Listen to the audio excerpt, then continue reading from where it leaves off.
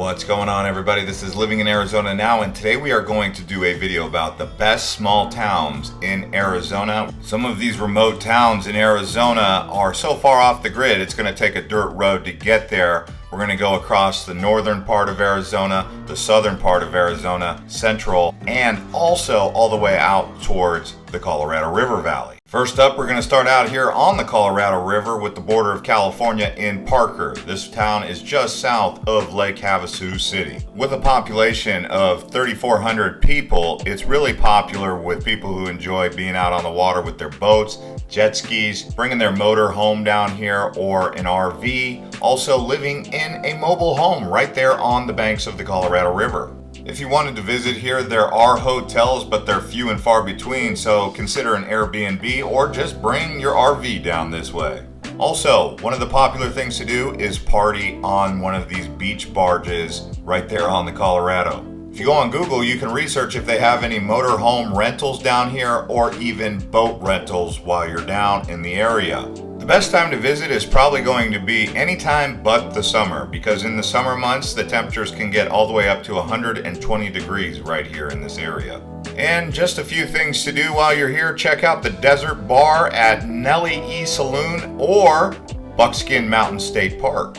Alright, from the Colorado River we're going to head to southern Arizona to an old Arizona boomtown, Bisbee. An old copper mining town with Phelps Dodge, the population here is 5,500 people. And while visiting, you can consider checking out the Bisbee Mining and Historical Museum, Old Bisbee Ghost Tour, or the Queen Mine Tour. Bisbee is high up there in the Mule Mountains at 5,500 feet elevation. The town was founded in 1880 as a copper, gold, and silver mining boomtown named after Judge DeWitt Bisbee. Nowadays, it's mostly known for its art, cafes, and the mining tours. Also, this is a reminder, in the timestamps below in the description, you can click on one of those links to bounce around the video to any other small towns. And the best time to visit Bisbee is probably any time, because they consider themselves to have some of the best climate in the world, although it can snow in the wintertime, just a heads up. Next up, we're going to head down the road a bit towards New Mexico and end up in Portal. Now, Portal sits on the other side of the Chiricahua Mountains along an area known as Cave Creek. There are two areas of Cave Creek in Arizona. This is the southern Arizona variety. Nighttime skies that are perfect for stargazing and bird watching in the afternoon. Sitting at an elevation of 4,700 feet, it does get brisk in the wintertime, and expect frosty ground. The population here is under 1,000 people, estimated to be around 750 people. The largest big city in Arizona is Tucson, and that's 107 miles away, so you're really going to be far out there, and this is a place where you will find dirt roads pretty much getting around here. In fact, the closest town to Portal might just be Silver City, New Mexico. And because of its isolation like that, that's why they have Star City nearby, where there's no real light pollution, so you have very dark skies that allow people to see the stars more clear out here. Alright, now we're going to stay on the eastern side of Arizona, and we're going to head north towards Greer, right up here in the White Mountains, sitting at an altitude of 8,300 feet. Now, the exact population is hard to get a finger on, but they say there's 159 residents, although if you search it on Wikipedia or the internet, they'll say that the census reported 0. Now, it is an unincorporated area. Nearby Greer, you will find Arizona Snow Bowl, which is a great place to do skiing in the winter time. They get lots of snowpack, and it's home to the second largest mountain in Arizona, Mount Baldy. In the summertime, this is popular with people who want to get out of the valley of Phoenix or even Tucson, escape the heat, come up here and get some very brisk, cool nights. It could be 112 degrees in Phoenix, and you come up here and you'll see it's 79 degrees all in the same day. Alright, now we're going to head over to Jerome, which is basically Bisbee's twin brother of sorts, both of which have connections to Phelps Dodge and copper and gold mining. And it is common to hear Jerome referred to as a ghost town, but by definition it's not even close to a ghost town, because the term ghost town means that the only thing left in the town is the ghost of the past, because all the buildings are vacant. Well, when you come up to Jerome, you'll realize the buildings are inhabited. But they do say that some of the buildings are haunted with ghosts. The cool thing about Jerome is you go up this mountain where you see the big J on the hill and you wind through the town. Along with ghost tours and staying at haunted hotels, some other things to do are explore the art scene and explore the wine country around the area, as well as the Verde Valley Railroad. And the population of Jerome is 451. Now what do you guys say we head south down towards the De Anza Trail to Tubac? Now, the interesting thing about the De Anza Trail is it connects to Camino Real out in California. I consider this area to be Sedona 2.0 in terms of the arts, but also this is where the Southern Arizona wine country exists. While down here, it's popular to go to an art gallery, a cigar store, and do some wine tasting in the town, and then head down south to Tumac to check out the old mission along the De Anza Trail. The population of Tubac is around 1,200 people. Also, I would like to remind you guys that we have full video tours of some of these small towns, including Tubac, Jerome, and some others. So check the links in the description below and the comments to watch any one of those videos. Nearby Tubac is actually the Mexican border, but also a mountain known as Mount Wrightson and Madera Canyon. I would also recommend you go down to the Nogales wetlands while in the area. Really, the best way to explain Tubac to you is it kind of is the best kept secret in all of Arizona. For people who like to be out of sight, out of mind, that's what this place has to offer.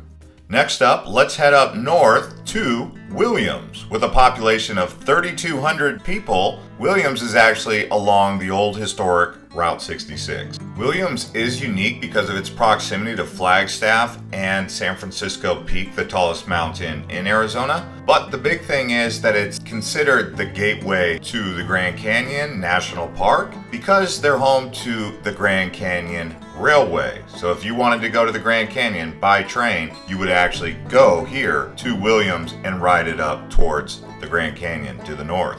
But if all that sounds like too much adventure, you can simply walk around the old historic town. They have diners and cafes that take you back in time to what it would have been like in the 1950s and 60s right here in Williams. It really seems like a town that is stuck right here in time in that era. Also, they commonly do Western shootouts in the evening. But next up, we're headed over towards Payson, sitting at the foothills of the Mogollon Rim, with a population of 16,500, making it the largest town on this list actually.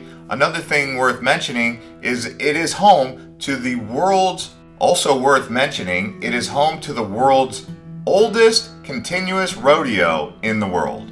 While visiting Payson, several things that are popular with visitors is going to the water wheel, which is a hike. They also have nearby the Tonto Natural Bridge, and just plenty of camping around the Tonto National Forest here. If you go up a ways towards the Mogollon Rim, you'll find some of the most pristine natural wilderness in all of Arizona, in my opinion. Just be on the lookout for elk because there's a healthy elk population up there. Payson is growing with people because of the cool, temperate climate that it has year-round. It can snow occasionally in the wintertime, so do be aware of that. It's basically right where the desert turns into pine trees. That's what happens right in Payson.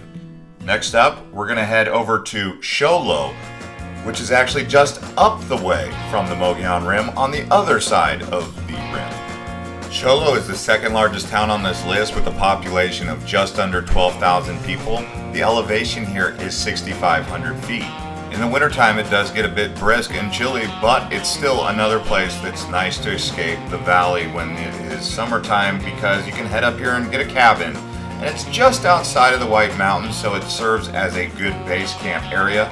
The reason it's not so popular is because it's so far away from Phoenix. It does take 2 to 3 hours just to get up here. So people usually prefer to go to the lower lying elevations like Payson, Prescott, or even the Verde Valley. Next up, we'll head down south again to Patagonia, which is right there on the Mexican border. This is actually the true Southern Arizona wine country. With a population of around 793 people, it also sits at a high elevation around a mile high, just below there actually. And it's on the other side of Mount Wrightson from Tubac. So Tubac, Patagonia, Nogales kind of form this triangle of places that you can visit when you're down in this area. People who enjoy the outdoors will really like hiking out here or just being down here in general because it's got this very peaceful vibe. Also, there's a lake nearby known as Patagonia Lake. There's not much to see in the town, that's why it's considered a small town, but if you're looking to stop and get some food, you can stop at one of the cafes right there along the main drag. You can see it's green out here. This is actually filmed in the summertime. Because of the monsoon, it keeps this plateau very green. That's why they can grow grapes up here very nicely. Next up, we're heading to another one of those mining boom towns that's still holding on, Globe. Some people refer to it as Globe, Miami. And the population of Globe is around 7,200 people. The elevation is 3,200 feet. So it's not quite as high as the other ones on this list, but it is also worth taking a look at because of its history. It also serves as a base camp for people who are looking to go out to Sierra Ancha, the wilderness, or if they're just looking to go out to Roosevelt Lake. Globe is also a pit stop for me when I'm going up through the Apache Reservation on the way up to the White Mountains. Now I would like to turn my attention to you guys out in the audience and ask, what kind of content do you guys really enjoy? Do you enjoy these small town tours, or do you enjoy more of the things to do and the adventure stuff? You guys let us know because we will do what you guys in the audience want. So put the comments below, let us know what you guys like. Also let us know your favorite towns. I know there's many, we're gonna go to them. But anyway, watch some more of these other videos. I will put a link to things to do in Arizona and also an Arizona adventure. We will see you on the next one.